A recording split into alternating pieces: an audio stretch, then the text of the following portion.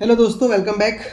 इस वीडियो में हम लोग किसी स्टॉक के बारे में बात नहीं करने वाले। हम लोग एक बहुत इंपॉर्टेंट चीज़ के बारे में बात करेंगे जो कि इन्वेस्टर्स के साथ कई सालों से होते आ रहा है और आज ही मैं देख रहा हूँ वो चीज़ हो रहा है और आगे भी होता रहेगा। लेकिन अगर आप इस चीज़ को सीख जाओ तो एज ए इन्वेस्टर आपके पास बहुत सारे वो मतलब मान लीजिए माइलस्टोन या कोई सर्टेन पॉइंट्स आप आइडेंटिफाई कर सकते हो। फ्यूचर में कभी ऐसा होता है जहाँ पे आप अच्छे अच्छे मौक़ों को मिस बिल्कुल नहीं करोगे, क्योंकि यहाँ पे अभी जब भी मार्केट ख़राब होता है ना तो न्यूज़ हर तरफ से ख़राब होता है। मतलब अभी जैसे मैं किसी से बात भी करता हूँ कि अभी तो अच्छा खासा मार्केट करेक्ट हो चुका है, हम चाहे तो ऐड कर सकते हैं, तो 90% लोग वही बोलते हैं कि नहीं नहीं, मुझे अभी लगता है कि और मार्केट गिरेगा क्योंकि अभी वॉर चल रहा है, आगे और बहुत कुछ हो सकता है। तो ये सब चीज़ की बातें। तो अगर आप एक चीज़ सोच के देखोगे यहाँ पे, तो यहाँ पे सबका बात है कि मुझे ऐसा लग रहा है कि और गिर जाएगा। कोई नहीं बोल सकता कि कल क्या हो जाए। जैसे आज ही हमने देखा कि ट्रंप पहले दिन बोला कि 48 आवर्स का क्या है, उसको अल्टीमेटम दे रहा है। उसके बाद खुद ही ट्रंप बोलता है कि मैं 5 दिन तक सीज फायर कर रहा हूँ, उसके बाद हम देखेंगे क्या करना चाहिए। तो ये वार का जो सिचुएशन है ना, ये जिस तरह से आप सोच रहे हो कि ऐसा हो सकता है, मुझे लग रहा है, तो ये सिर्फ एक प्रोबेबिलिटी है। ये हो ही जाएगा बोल के हम लोग उसका गारंटी नहीं दे सकते। तो ऐसे सिचुएशन में अनसर्टेनिटी बहुत रहता है और जो इन्वेस्टर्स हैं उनको डर बहुत लगता है। और ये नॉर्मल सी बात है, मुझे भी डर लग रहा है भाई, क्योंकि मेरा भी तो पैसा इन्वेस्टेड है। तो स्टॉक मार्केट में ये दिक्कत सबको रहता है कि अगर आगे जाके और गिर गया तो क्या करेंगे। तो ऐसे सिचुएशन में देखिए, एक तो चल रहा है वार का सिचुएशन जो बहुत ही अनसर्टेन है। यहाँ पे हम लोग को सबकी तरफ मतलब मान लीजिए खतरा कुछ भी हो सकता है। तो यहाँ पे इंडिविजुअल स्टॉक्स में जाना क्या है, थोड़ा रिस्की होता है, क्योंकि मान लीजिए कोई एक कंपनी के ऊपर अगर उसके फंडामेंटल्स में कुछ भी प्रॉब्लम आ जाए तो स्टॉक में करेक्शन बहुत भयंकर होता है और वो रिकवर करना काफ़ी मुश्किल होता है। क्योंकि कई बार मैंने देखा है कुछ स्टॉक अगर 20-30% गिर गए और उनके ऊपर कुछ लॉन्ग टर्म इम्पैक्ट पड़ गया, वार की वजह से हो जो भी हो, तो फिर वो रिटर्न नहीं कर पाता है। तो इंडिविजुअल स्टॉक में जाना तो बहुत ही ज़्यादा दिक्कत है। बट आपको इंडेक्स में जब फॉल देखने के लिए मिल रहा है, बैंक निफ्टी में हो गया या निफ्टी 50 में हो गया, जो कि पूरे इंडिया को रिप्रेजेंट कर रहा है, उसमें अगर कोई एक कंपनी खराब भी करती है तो फिर वो वापस रिटर्न जा सकता है, क्योंकि वो कंपनी निकल जाएगा और उसकी जगह पे दूसरा कंपनी फिट हो जाएगा। तो निफ्टी 50 में 50 कंपनी हमेशा रहने वाले हैं जो कि इंडिया की टॉप कंपनीज है। अब आगे सुनिए क्या है। अभी मैं निफ्टी को अगर देखूं तो वो टॉप से लगभग 13-14% के आसपास का फॉल हमको दिखा रहा है। तो बहुत लोग जो बोलते हैं कि मैं, जैसे अभी बीच में जब मार्केट बढ़ रहा था तो मैं बहुत लोगों को बोलता था कि आप इन्वेस्टमेंट स्टार्ट करो, अभी कुछ भी करोगे तो स्टार्ट करोगे, अच्छा खासा पैसा बनेगा। तो उन लोग क्या बोलते थे कि अभी मार्केट बहुत बढ़ गया है, जब करेक्शन आएगा तब मैं बाय करूंगा, ठीक है। तो मैंने भी सोचा कि चलो ठीक है, करेक्शन आएगा तो लोग बाय करेंगे, चलता है। मैं उनकी बात को समझा, क्योंकि मुझे भी उतना आइडिया नहीं था कि लोग एक्चुअल में क्या मीन करते हैं। लेकिन जब आज मैं देख रहा हूँ करेक्शन आ चुका है, 10-12% गिर चुका है निफ्टी, जो कि साल में आपको एवरेज 12-10% देता है, वो अगर आपको ऑलरेडी 10% 12% नीचे मिल रहा है, इसका मतलब आप समझ नहीं पा रहे हो। आपको जब आगे रिटर्न मिलेगा तो ये 12% आपको एक्स्ट्रा मिल रहा है। तो ये आपका मल्टीप्लायर बहुत अच्छा इंपैक्ट बना के देता है और ऐसे टाइम पे जो लोग बाय करते हैं ना, उनको ही मल्टीप्लायर रिटर्न मिलता है। तो देखिए क्या हो रहा है, अभी वो लोग क्या बोल रहे हैं कि नहीं मार्केट और गिर सकता है, थोड़ा और गिर जाए। तो उनको ये डर लग रहा है कि अगर आज मैं पैसा लगाऊं तो और आगे जाके गिर सकता है। तो इसी वजह से क्या होता है कि इन्वेस्टर्स पैसा नहीं कमा पाते हैं, खास करके जो अच्छे से इस चीज़ को समझते नहीं है। और इसीलिए म्यूचुअल फंड इन्वेस्टर जो होते हैं वो बहुत ज़्यादा पैसा कमाते हैं, क्योंकि उनका एक ऑटोमेटिक सेट हो चुका है कि बैंक से पैसा कटेगा आते रहेगा। तो जिनका भी पैसा लग रहा है, वो मार्केट जितना भी गिरते जा रहा है उनका पैसा ऐड होते जा रहा है। तो उनका जब मार्केट रिकवरी करेगा तो उनको क्या हुआ है, सस्ते में उनको यूनिट्स मिला हुआ है, और जब मार्केट बढ़ना शुरू करेगा तो वो जो महंगा में था वो तो रिकवर हो जाएगा, लेकिन जो सस्ते में गया था वो उनको डबल रिटर्न बना के देगा। तो इस तरीके से जो मतलब इन्वेस्टर्स है उसका बहुत अच्छा खासा फायदा उठा सकते हैं। और अभी मैं निफ्टी का प्राइस ट्रेडिंग देखूं तो अभी चल रहा है 19.70।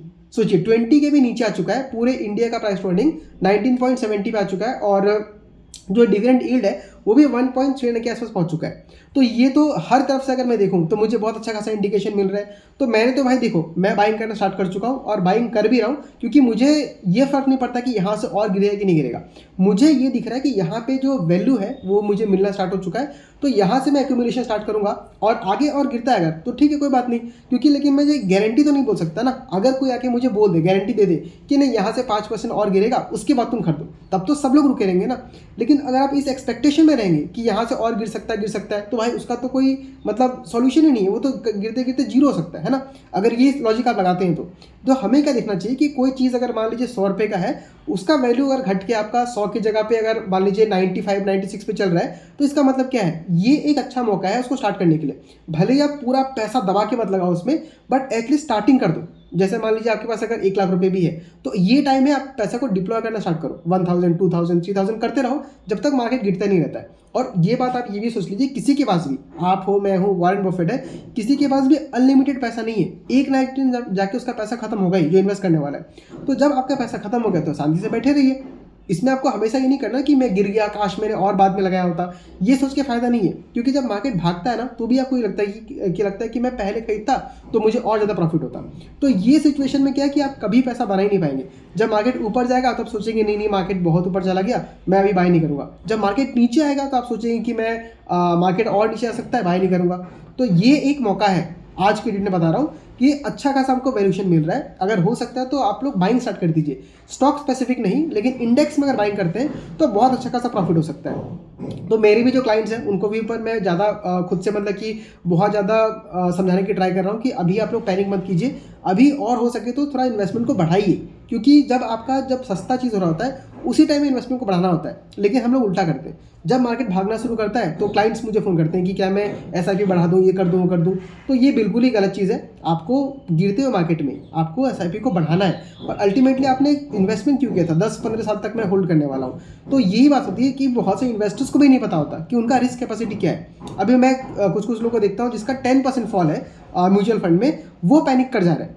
और ऐसा भी नहीं कि उनका बहुत ज़्यादा लॉस हो गया है। मान लीजिए उन्होंने 4-5 हज़ार रुपये का SIP करते हैं और सपोज 1 साल हुआ है, तो 1 साल अगर हुआ है उनका और 4-5 हज़ार का SIP है, तो उनका अभी तक कितना जमा होगा, 60,000। और 60,000 में मान लीजिए 10% का लॉस है, मतलब 6-7 हज़ार का लॉस हो रहा है। तो इस लॉस को देख के भी वो पैनिक कर जा रहे हैं, जबकि पहले वो क्या बोलते थे मुझे कि नहीं मैं लॉस देख सकता हूँ, मेरे को कोई दिक्कत नहीं, मैं हैंडल कर सकता हूँ, मुझे रिस्क लेना है। तो ये प्रॉब्लम होता है, कई बार इन्वेस्टर्स को भी पता नहीं होता। और आसपास का तो न्यूज़ आपके सामने है ही कि वार हो जाएगा, न्यूक्लियर वार हो जाएगा, ये हो जाएगा, वो हो जाएगा। अब एक बात मैं बता रहा हूँ, अगर न्यूक्लियर वार हो गया तो आप पैसा बचा के करोगे कि भी क्या, एग्जाम्पल की तरफ बना, तब तो आपको अपनी लाइफ के बारे में सोचना पड़ेगा ना।